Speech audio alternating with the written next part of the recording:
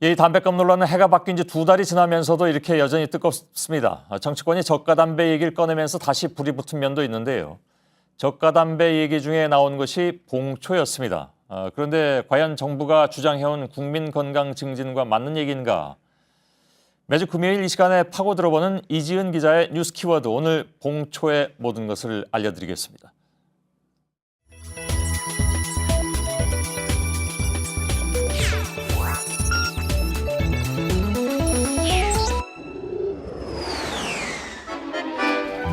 서울 동묘 인근에 있는 한 골동품 가게입니다. 30여 년 전에 사라져 이름도 생소한 봉초가 있다고 해서 찾아와 봤습니다.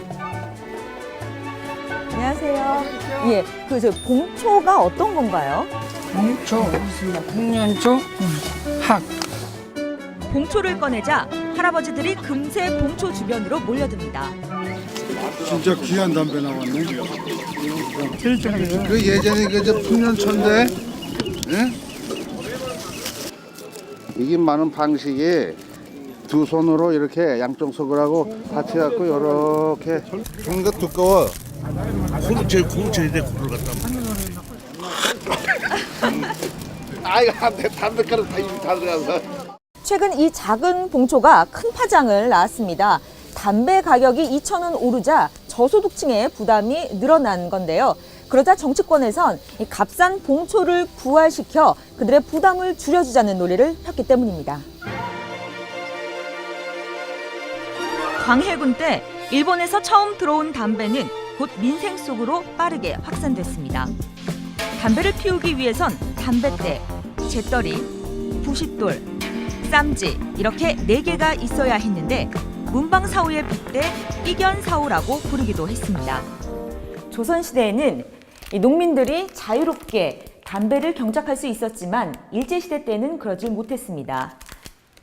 조선총독부가 전매제도를 도입하면서 이런 형태의 봉초가 만들어지기 시작했는데요. 전쟁에 필요한 비용을 봉초에서 거둔 세금으로 쓰겠다는 것이었습니다. 네, 그러면서 이 같은 경고문도 내걸었습니다. 전매령 준수는 국민의 의무다라면서 입담배의 한 대는, 그러니까 집에서 만들어 피는 담배는 일생의 수치라는 내용들이었습니다. 광복 이후에도 봉초는 여전히 민초의 담배였습니다. 벼 이삭 그림으로 유명한 풍년초, 장수연에 이어 철제통에 담긴 하루방까지 인기를 얻었습니다. 하지만 수지가 맞지 않다는 이유로 1988년 봉초는 역사 속으로 사라집니다. 봉초는 사라졌지만 봉초의 현대판인 롤링타바코가 그 자리를 대신하고 있습니다. 최근 담배값이 오르자 말아 피우는 수입 담배, 롤링타바코를 찾는 이들이 크게 늘었습니다. 담배값 인상 이후에 롤링타바코, 파이프 이런 등 다양한 상품들을 보고서 구매율이 높아져서 롤링타바코만 봤을 때는 2배 이상 손님들이 더 많이. 흡연자들이 롤링타바코를 찾는 가장 큰 이유는 바로 가격 때문입니다. 연초 40g짜리를 8,000원에, 종이와 필터를 3,000원에 구입했을 경우 담배를 약 80개비 정도 만들 수 있습니다. 한 개비에 130원 꼴인 셈인데요. 20개 개비 담배 한 값으로 계산해도 2,600원. 현재 4,500원 담배에 비하면 대략 반값 담배인 셈입니다. 가격도 싸고 만드는 재미까지 있어 인기가 높아진 말아 피우는 담배. 과연 건강에는 어떨까요?